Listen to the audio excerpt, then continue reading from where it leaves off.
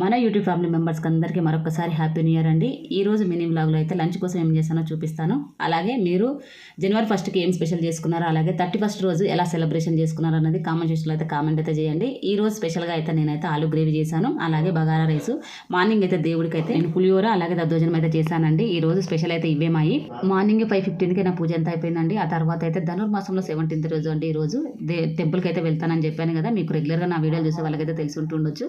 నేను ఈ రోజు గణేష్ అయితే అభిషేకానికి అయితే పాలైతే తీసుకొని వెళ్ళాను. అక్కడ అర్చన చేయించుకొని దీపారాధన చేసుకొని, అలాగే అమ్మవారికి అయితే తామలం అయితే రెగ్యులర్గా తీసుకొని వెళ్తూ ఉంటారని అదంతా సమర్పించిన తర్వాత తిరుపావే పాసరాలు చదువుకొని ఇంటికైతే తిరిగి వచ్చామండి. మహామంగళ అయిపోయింది. ఆ తర్వాత అయితే ఇంటికి వచ్చిన తర్వాత నేను దోశ అలాగే సాంబార్ చట్నీ అయితే చేశానండి. ఇక మార్నింగ్ బ్రేక్ఫాస్ట్ అయితే వీడియో అయితే తీయలేకపోయాను, ఎందుకంటే కొంచెం బిజీ అయిపోయింది ఇంట్లో.